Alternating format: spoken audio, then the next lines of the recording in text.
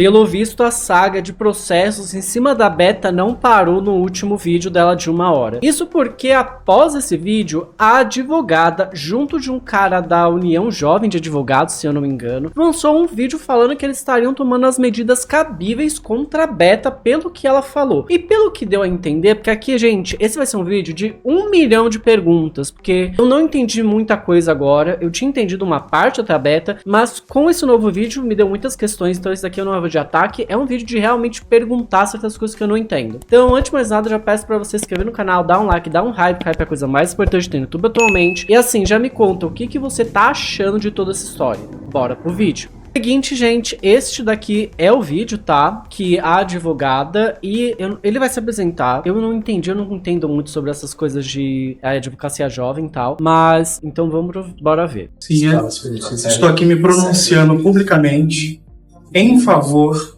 da doutora Graciela como jovem advogada que teve em seu mistério dentro do sistema judiciário a sua atuação vilipendiada por uma... Tá bom, galera. Vilipendiada. O que significa isso, né? Bora ver. Vilipendiada significa que alguém ou algo foi alvo de humilhação, ofensa, desprezo ou tratamento com muito desdém. E o particípio feminino do verbo vilipendiar que você pode consultar, ok. Tá, eu tenho umas perguntas. Eu vi o vídeo da Beta inteiro e, obviamente, que teve ali um certo desdém, pelo que eu entendi, mas não foi da pessoa. Ela não humilhou, na minha opinião, por isso que é a minha pergunta. Ela só apontou coisas que pareciam não estar de acordo com o que tinha sido colocado no processo que ela mesma mostrou. Isso é o que pareceu. E daí minha pergunta é, como que você humilha alguém apenas apontando itens que estão no processo que, segundo a Beta, são erros e que fazem sentido na narrativa da Beta que aquilo seja um erro? Por exemplo, ela fala que no processo, ela mostrou pra gente que quem está processando ela diz que a culpa da perca das marcas é dela. Mas, se ela perdeu as marcas antes da Beta postar o vídeo, então isso é uma coisa que não faz sentido, né? Porque, como a Beta disse, não dá pra voltar no tempo. Como que ela teria humilhado apenas feito esse apontamento, que é um apontamento válido de que não dá pra um vídeo do futuro tirar uma parceria sua do passado? Como que isso é uma humilhação? E essa é uma pergunta real, tá? Mas bora continuar com o vídeo. A influencer pela parte contrária, a parte ex-adversa, e nós da OAB Barra da Tijuca, eu como presidente da Jovem Advocacia, declaro aqui minha total solidariedade, o meu total apoio, porque a nossa advocacia jovem não pode ser vilipendiada, não pode ser achincalhada e não pode ser tratada como menor valor. Aqui eu tenho outra pergunta que também é um questionamento bem válido. Ele diz que a advocacia jovem, né, e no caso eu entendo aqui, posso estar errado, por isso que é uma pergunta, que a advocacia jovem, ela é uma instituição, um órgão, uma parte de uma instituição, né? E pelo menos no vídeo que eu vi, o vídeo de 1 hora, eu não vejo nenhum momento, eu não me lembro, então se tiver, porque é mais de 1 hora o vídeo, posso ter deixado passar, me conta aqui embaixo, dela ter falado, citado ou sequer dado a entender algo ligado à advocacia jovem da Tijuca. Então, por que isso seria um ataque, uma humilhação à advocacia jovem, se a Beta nem sequer mencionou sobre isso? Tanto que eu não sabia nem que existia advocacia jovem. Até agora eu ainda não entendi o que é isso, tá? Inclusive, bora ver, gente. Vamos dar uma olhada. O que é advocacia jovem da Tijuca? Porque eu não sei. Preciso saber. A advocacia jovem, frequentemente associada a comissões locais da OAB, como na região da Barra da Tijuca ou subvenções do Rio de Janeiro, refere-se a um grupo de advogados e advogadas em início de carreira, geralmente com até 5 anos de inscrição na ordem dos advogados. Nossa, gente, mas você tem, depois de 5 anos, você ainda é considerado jovem numa profissão? Nossa, gente, pra mim, jovem numa profissão é, sei lá, 1 ano e meio, 2 anos no máximo. Pô, se você já tá há 5 anos na atuação, você já é um profissional que tem experiência na área, né? Pelo menos é isso que eu imagino que deveria ser. Mas enfim, é um grupo, ou seja, não é uma pessoa, é um grupo em que agora eu entendo que deve ser todos, ou pelo menos boa parte dos advogados que se iniciam até 5 anos, o que, de novo, acho que a pessoa com 5 anos já é uma profissional com experiência, né? Não acaba de entrar. E como que ela apontar erros, porque, de novo, segundo a narrativa da Beta, pelo que eu entendi, é um erro você postar que algo que não aconteceu, que foi só acontecer no futuro, teve consequências no passado, sendo que não dá pra você perder uma publicidade hoje por causa de um vídeo e uma informação que só foi lançado, sei lá, 5 dias depois. Não faz sentido. Como que isso é uma humilhação, né? Como que isso é uma humilhação a todo grupo que integra a advocacia jovem? Eu tô com muitas dúvidas, inclusive algumas delas, gente, uma pessoa respondeu depois, tá? E já estamos entrando com as medidas cabíveis judiciais e extrajudiciais, administrativas, para que essa pessoa seja responsabilizada. E aqui fica o meu recado. A jovem advocacia merece respeito, merece ser tratada com dignidade e, sobretudo, justiça. Doutora Graciela. Aqui eu tenho mais uma pergunta. Que ele fala de ser tratados com respeito, dignidade e justiça. Quando que uma pessoa apontando incongruências, não é erro, tá? É incongruências, porque é isso que a Beta nos dá a entender. Aqui eu tô dizendo tudo, eu não estou afirmando nada, eu estou perguntando porque eu sou um leigo, então eu não estou nem afirmando nada. Como que apontar uma incongruência em um processo pode ser visto como uma humilhação? Porque se isso ocorreu, então qualquer coisa que a pessoa apontar uma incongruência ou uma inconsistência no serviço, ela vai ser humilhada. E aqui eu posso dar diversos exemplos, como por exemplo, eu fiz um vídeo e eu deixei passar a informação que era a informação da idade de uma pessoa, que eu faço aqui, né, o nanomentário. Se eu deixar colocar a idade da pessoa num vídeo, e daí o pessoal falar, pô, mas você não colocou a idade, ela era muito importante pra gente saber a história do vídeo, que faz diferença. Isso me faz cometer o ato de humilhar alguém? Ou outro exemplo que pode ser é uma pessoa instalar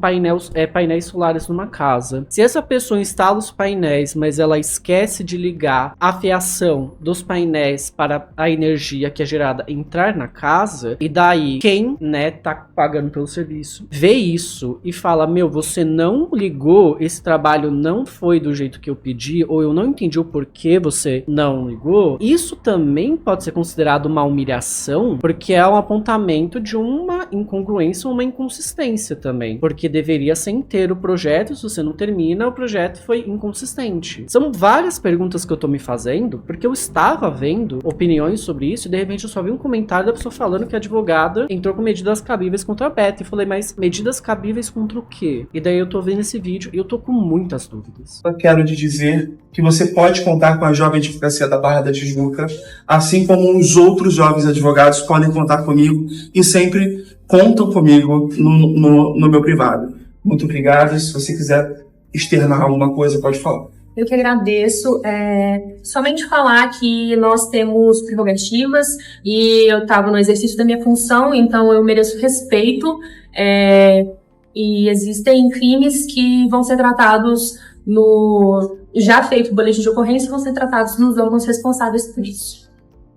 Tenho mais perguntas. Por que a advocacia jovem está entrando e falando sobre isso abertamente ao público, lidando e deixando a entender, porque eles estão dizendo claramente que isso foi uma Ai, já esqueci até o termo. Enfim, o que a gente viu que significa humilhação pelo dicionário. Por que a advocacia jovem está tomando essa frente, sendo que o que foi apontado são inconsistências e dados que, apesar de serem dentro de um processo jurídico, qualquer pessoa que tenha, sei lá, mais de 20 anos, eu imagino na verdade que uma pessoa de 12 anos conseguiria tirar esse questionamento de que se algo do futuro futuro não afeta o passado, por que que, em vez de falar sobre essa inconsistência que foi apresentada no processo público, eles estão falando que essa inconsistência, ou eles estão, ao meu entender, porque eu sou leigo, essa